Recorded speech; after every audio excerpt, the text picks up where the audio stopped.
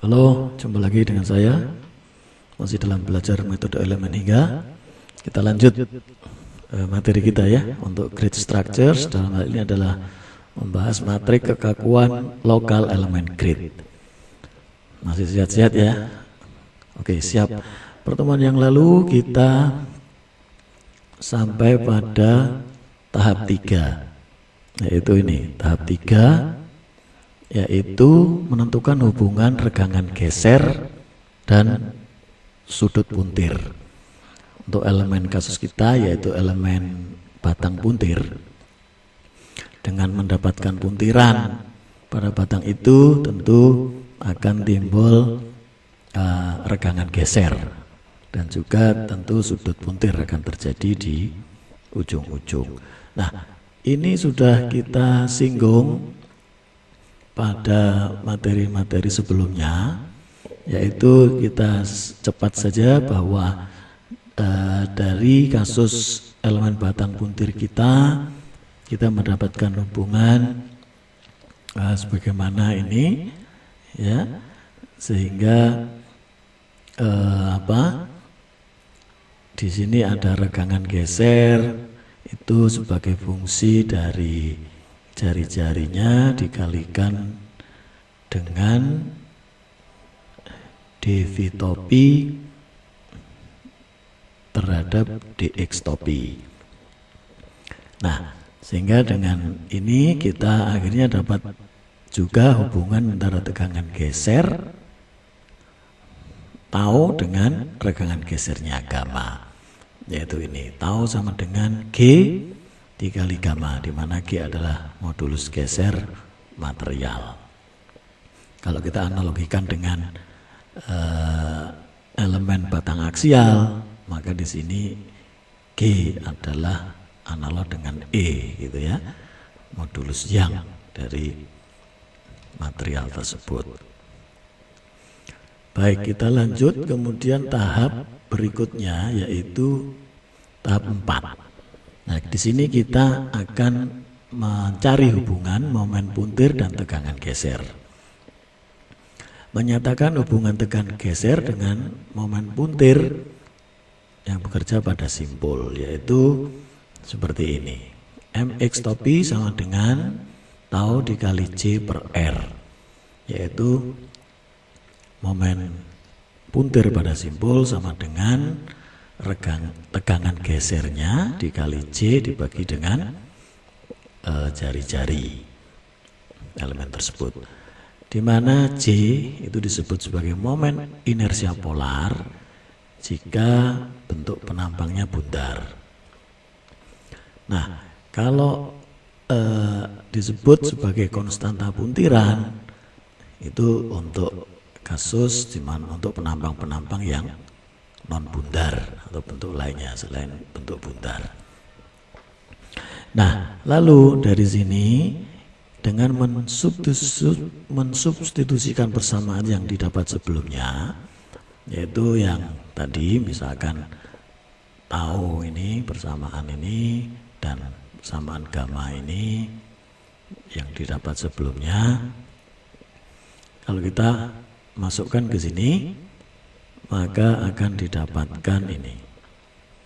Ini adalah hubungan momen puntir pada simpul sebagai fungsi dari rotasi pada simpul.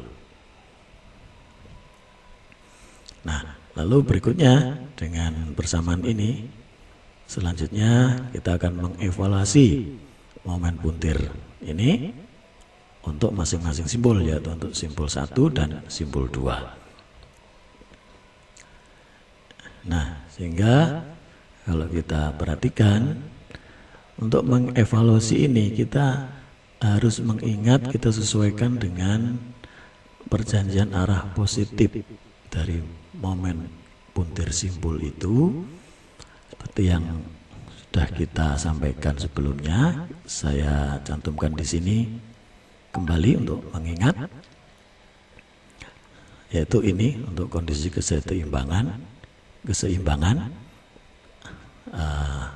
arah momen puntir di simpul 1 dan di simpul 2-nya. Nah, maka pertama kita evaluasi pada simpul 1 ya. Jadi kalau kita lihat di simpul 1 itu M1X-nya itu adalah ini tadi, berarah berlawanan dengan jarum jam. Maka untuk kasus M1X topi, karena ini berbeda arah, maka kita berikan tanda minus pada MX topinya. Ini kan karena ini searah jarum jam, sementara ini berlawanan arah dengan jarum jam. Sehingga dengan memakai hubungan umumnya ini, maka kita dapatkan sekarang ini M1X topi dengan menegatifkan atau meminuskan yang ini, maka didapat M1X topi sama dengan G kali C per L dikalikan selisih V1X topi dan V2X topi. Ini untuk simpul 1. Berikutnya untuk simpul 2, maka kita lihat arahnya sama, sehingga tetap positif. M2X topi sama dengan MX topi, sehingga untuk M2X topi sama dengan ini ya. Nah, setelah dapat ini dua persamaan untuk simpul 1 dan simpul 2, seperti biasa kita nyatakan dalam bentuk matriks seperti ini.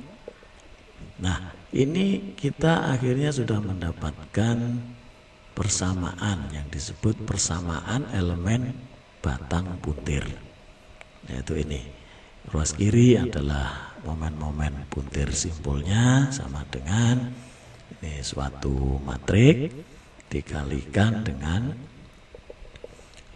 matrik vektor rotasinya. Maka matrik ini yang berupa G kali C per L dikali matrik 2 kali 2 1 min 1 min 1 1, inilah yang kita sebut dengan matrik kekakuan lokal untuk kasus elemen batang puntir. Nah, jadi sampai sini kita sudah mendapatkan ini persamaan matrik kekakuan untuk kasus elemen batang puntir. Nah, ini tentu kalau Anda ingat, ini mirip-mirip nih bentuknya dengan yang kasus elemen batang aksial. Nah, dari sini kita memerlukan melihat besaran-besaran J ya, yaitu konstanta puntiran. Ini sudah kita singgung juga tentang konstanta puntiran ini atau J ini. Bentuknya macam-macam sesuai dengan penampang dari batang tersebut. Kita tinggal memakai perumusan ini untuk bentuk penampang batang yang sesuai, begitu ya. Di sini juga ada informasi tentang posisi dari SC atau pusat gesernya untuk masing-masing bentuk penampang. Nah, kita lanjut, maka pada tahap berikutnya kita akan masuk ke perumusan matrik kekakuan lokal elemen grid.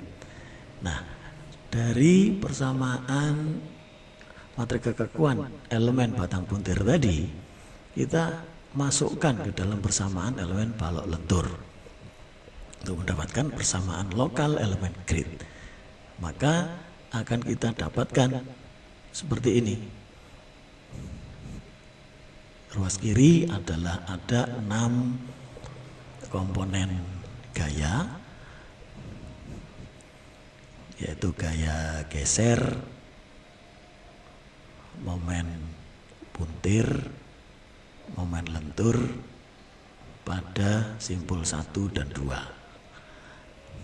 Nah, sama dengan dikalikan dengan suatu matrik 6 kali 6 dan dikalikan dengan displacement simpulnya.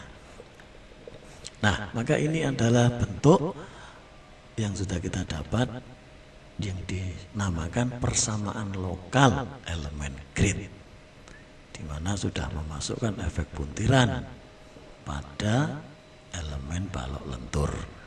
Nah, di sini maka matrik inilah 6 kali 6 ini, KG topi ini yang kita sebut sebagai matrik kekakuan lokal elemen grid. Kalau kita lihat di sini ada degree of freedom-nya yang sudah kita tahu komposisinya ini. Nah, maka selanjutnya setelah kita dapat ini, lalu selanjutnya bagaimana untuk mendapatkan matrik kekakuan global dari elemen grid ini? Nah, oke, nanti akan kita bahas pada sesi selanjutnya. Demikian, terima kasih.